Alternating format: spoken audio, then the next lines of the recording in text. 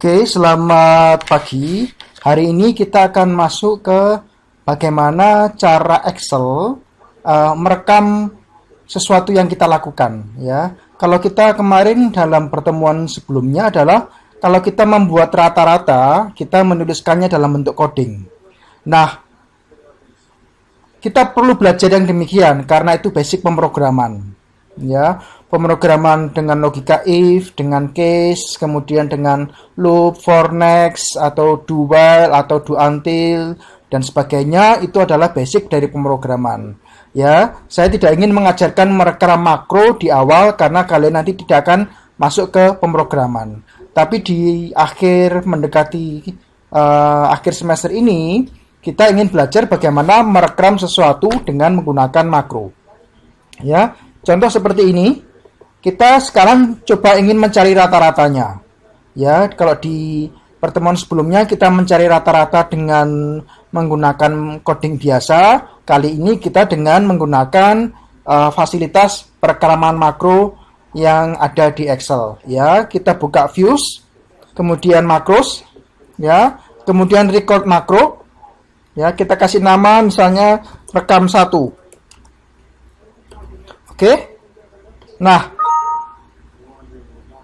ya, kemudian kita lakukan apa saja, terserah. Misalnya di kolom C4 saya ingin mencari rata-rata dari A2 sampai A14. Ya, saya langsung saja melakukan aktivitas seperti biasa. Ya.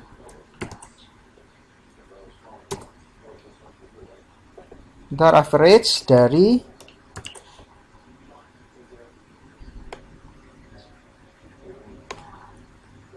seperti ini, ya. Kemudian saya matikan stop recording, ya. Nah, di sini view makros, kemudian saya lihat,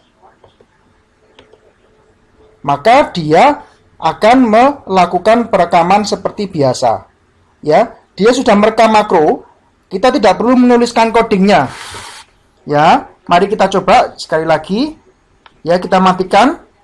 Kemudian kita running makro tersebut, dan di C4 nanti akan langsung muncul hasil rata-rata. Ya, view makros, kemudian rekam 1, ya, langsung muncul rata-rata seperti ini.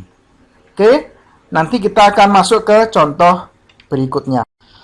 Nah, sekarang kita juga ingin menggunakan perekaman makros untuk misalnya memberi warna pada huruf ini. Ya, jadi kita buka makros, kemudian record, ya, kita kasih nama file misalnya rekam 2. Oke, kita ingin memberi warna,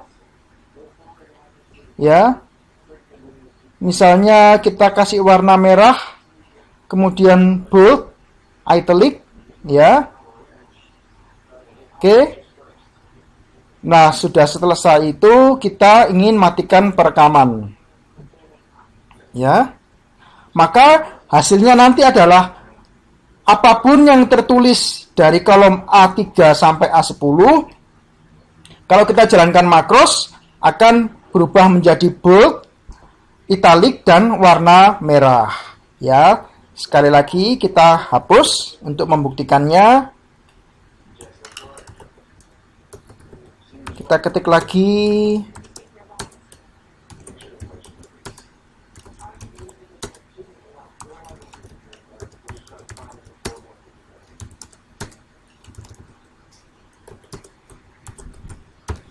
Oke, kita hitamkan sekarang karena kita ingin melihat perubahan apa yang kita lakukan kalau kita menjalankan perintah di rekam 2 tadi. Ya. Nah, ini keadaan kita. Kita sekarang merubahnya tidak melalui ini tapi menjalankan makros yang sudah kita rekam tadi. Ya. Kita makros, kemudian view makros direkam 2. Kemudian kita run, ya. Kita tidak melakukan apa-apa kecuali menjalankan makros. Ya, voila. Kita sudah bisa merubah apa yang tertulis di kolom A3 sampai A10 menjadi warna merah, bold, dan italic. Oke, sekarang kita masuk ke tingkat lebih advance, yaitu bagaimana melakukan perekaman untuk membuat grafik. Ya, kita sekarang maju ke tingkat yang lebih sulit. Ya, kita tekan makros, tetap record makro, kemudian kita kasih menjadi rekam 3 misalnya. Oke, rekam 3 kita ingin membuat grafik. Ya, sebentar. Insert, kemudian grafiknya tipe scatter seperti ini, ya. Kemudian dengan data, select data, ya, add, kemudian nilai X-nya adalah semua yang ada di kolom B, ya, sampai misalnya 10.000. Kita masih bisa menggantinya di sini. Kemudian nilai Y-nya adalah di kolom C sampai 10.000 juga. Ya. Oke, sudah. Oke, kita ingin menghapus, kita ingin menggeser seriesnya di sini.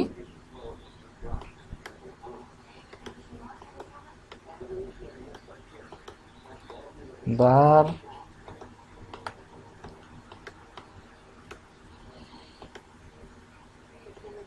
Ya, kita menggeser seriesnya di sini. Kemudian kita memindahkan ini. Sebentar, kita kasih trend line. Kita ingin buat garisnya linear. Kemudian warnanya adalah merah. Ya, line stylenya kita buat ukuran 8 misalnya. Kemudian kita menampilkan R square-nya, juga persamaannya, ya. Jadi kita punya grafik seperti ini misalnya, ya. Nah, kita sekarang tadi sudah merekam makros, maka kita sekarang cek kira-kira kalau sudah begini bisa dijalankan nggak, ya.